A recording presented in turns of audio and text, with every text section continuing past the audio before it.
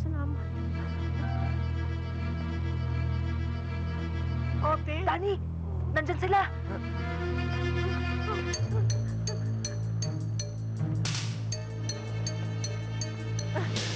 O yan! Pilitin yung buksan niya na gamitin natin! Ha? Sige na, makita lang tayo dun sa harap, ha? Ano? Sige na, alam ko ginagawa ko! Ate! Nakalak eh! Eh, yung susi eh!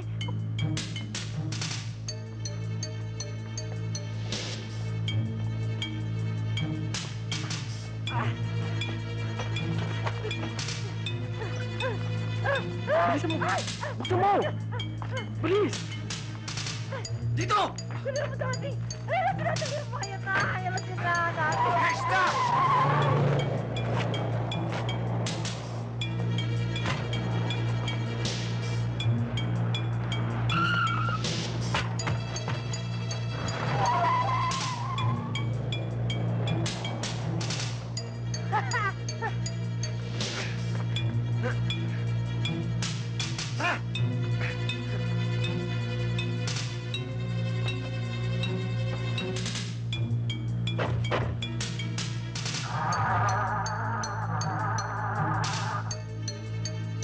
Come on, go!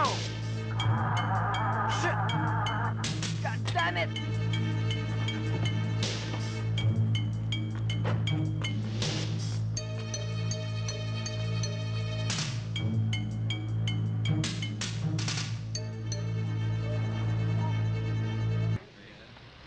Mabuti na lang, nakapagtanong ako kung saan tayo dadaan.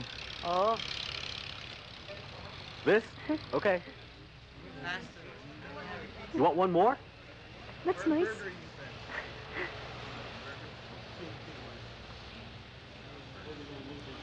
Here, man.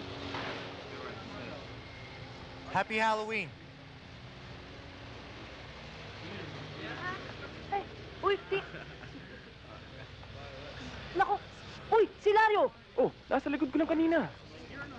Sinasabi ko na nga ba eh!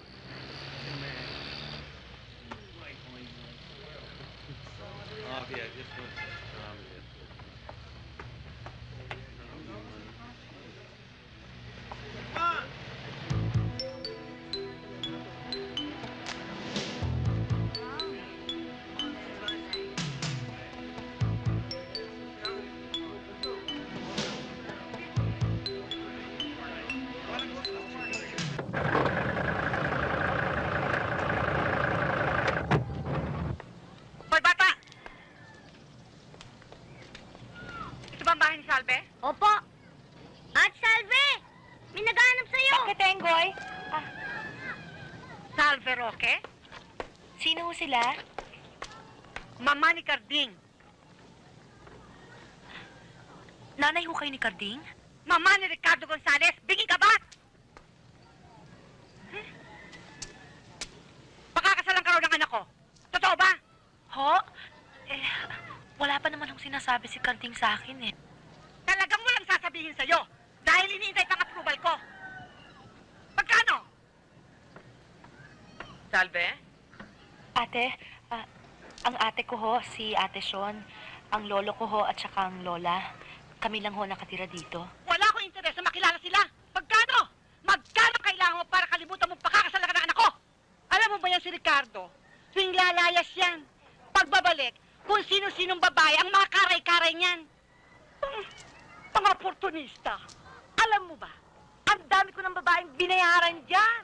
Mahirap talagang mayaman eh. Pinupunti rin ang matatakaw. O ikaw, kung ano man ang pangalan mo, Donya kung ano ka man. Baka nakakalimutan mo na nakatungtong ka dito sa pamamahay namin at wala kang karapatan na lipustahin ang kahirapan namin.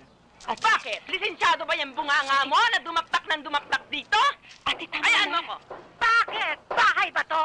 Akala ko bahay ng kalapate. Oy, mata pobre! Kailanman, ni sa panaginip, hindi nangarap ang kapatid ko na makapag-asawa ng mayaman. Ngayon, kung pumunta ka dito para timbangin o uri-uriin kung mataas o mababa ang uri namin, ngayon din, pwede ka nang pumanaw dyan. Aba, ang bastos nito! Malando ka na! Hoy, bastos lang ako sa mga taong bastos sa akin. At ikaw, kung Donya ka man, pupunta-punta ka dito na nakakotse, akala mo kung sino ka, sasambahin ka namin agad? Hoy, nagkakamali ka. Pumanawag ka ngayon din. Pumanawag ka dyan! Bibilangan kita ng 3. Pag hindi ka pa pumanawag, papalakuling kita. Ate naman. Lo! Ang panakol! Ate! Lola! Ate! Itago mo na yan! Bagong hasya yan. Sige na ho, umalis na ho kayo. Huwag ho kayo mag-alala. Wala akong pipikot sa anak ninyo. At lalo hong walang hahabol sa kayamanan ninyo. O, yan. Lola naman, tama na. Sige na ho kayo. Andiyan na. Ay, ang tita ko maganda na jowa at yung Magno. Kamusta? Ay, nako. Alam mo, ang hirap talagang bumiyahe dito sa Maynila. Ay, Diyos ko, sinabi mo. Tita, bigla-bigla ka naman kung lumuwas. Nag-aalala kasi ako kung doon sa probinsya nagloloko si Magno, dito pa kaya sa Maynila? Ay, naku, mabutit na banggit mo yan, tita. Yan pala si Chong Magno, napakabisa ng berto niya sa mga babae. Biro mo ng isang gabi, inakyat siya ng 2 babae doon sa taas. Ano? Hirap ko. Anong sabi mo? Hindi naman niya pinatulan eh. Hindi. Hindi talaga. Yun talaga eh. Talaga? Teka. Promise. Yung totoo? Yung totoo. Kaya para umalis yung 2 babae, nagtangka magpamatay si Chong Magno. Talaga? Totoo yun. Ikaw, hindi kaya? Hoy, tito naman ha. Namimili naman ako, tsaka tito Magno ko yun. Tsaka, alam mo, hindi niya alam na girl ako eh. Ang alam niya, lalaki ako. Min? Mula ng pagdating nila rito, wala, impyerno ko. Ngayon lang ako nakapagladlad dahil wala siya. Eh, nasaan siya?